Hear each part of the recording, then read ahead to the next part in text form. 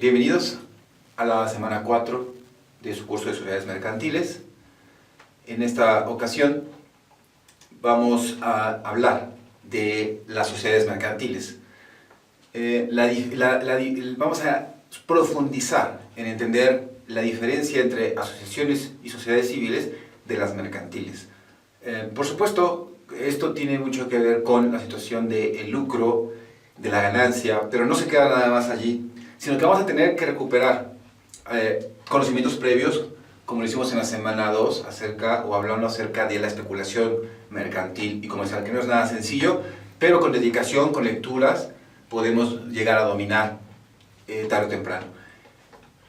Vamos a ver los tipos en esta semana 4 de sociedades mercantiles, para que finalmente nosotros tengamos la capacidad de asesorar a nuestros clientes, en sí, al público en general, acerca de la sociedad que le conviene conforme a los elementos con los que cuenta.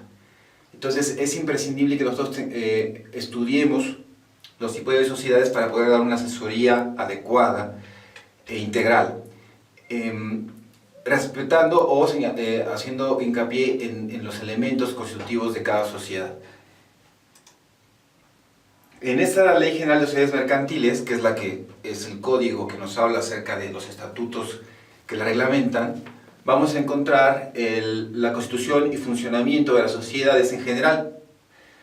Vamos a encontrar la clasificación de sociedades mercantiles y vamos a tener, por ejemplo, las sociedades en nombre colectivo, la sociedad en comanita simple, la sociedad de responsabilidad limitada, la sociedad anónima, la sociedad en comanita por acciones.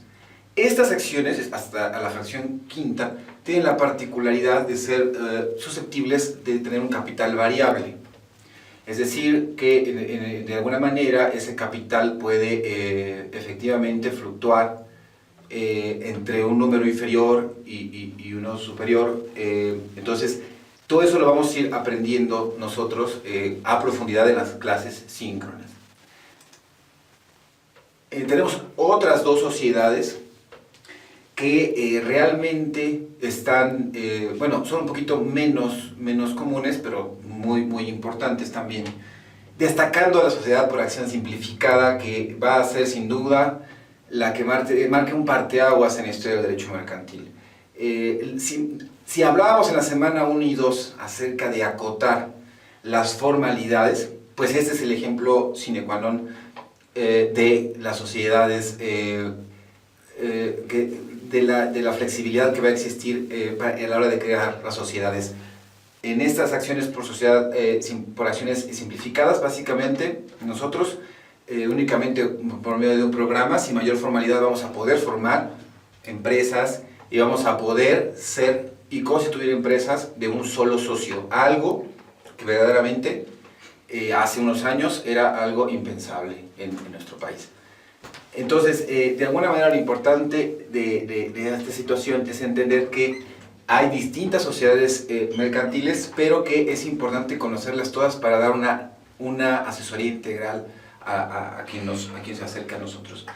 El artículo 2 de la Ley de Sociedades Mercantiles nos señala que de estas deberán ser inscritas en el Registro Público de Comercio, y aprenderemos cuáles son los requisitos entonces en la semana 4, cuáles son los requisitos, cuáles son las formas y formalidades que deben de llenarse tanto ante el corredor público o ante el notario, según sea el caso, para que tengan efectivamente una seguridad jurídica y puedan ser de buena manera, no puedan ser susceptibles a nulificarse, ¿no? Recordemos, y lo vamos a ver a profundidad, para qué registrar a las sociedades, ¿no? Sobre todo porque tenemos que realizar una suerte de cumplimentar esas acciones para proteger a las sociedades contra terceros. Lo vamos a profundizar en la semana síncrona. Vamos a entender que según el artículo 4, se reputarán o se señalarán como mercantiles todas las sociedades que se constituyan En alguna de las formas reconocidas en el artículo primero de esta ley, las sociedades mercantiles podrán realizar todos los actos de comercio necesarios para el cumplimiento de su objeto social, salvo lo expresamente prohibido por las leyes y los estatutos sociales. Volvemos a lo que hemos insistido en la semana 1 y 2. Verdaderamente, en el derecho mercantil encontramos el significado de la libertad del Estado y del derecho mexicano. Realmente, como lo hemos venido diciendo o manejando, los ciudadanos somos libres y lo podemos constatar en este tipo de derechos que son considerados como privados, donde realmente nosotros podemos hacer todo aquello lo que la ley no nos prohíba.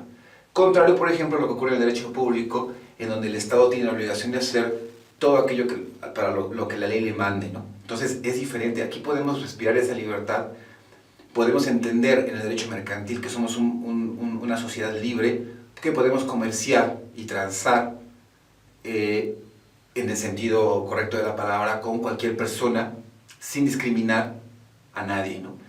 En mi plena decisión de ser totalmente y de ocupar el derecho de la libertad. Claro, siempre entendiendo que el objeto y el fin deben ser lícitos, no contrarios a lo establecido jurídicamente.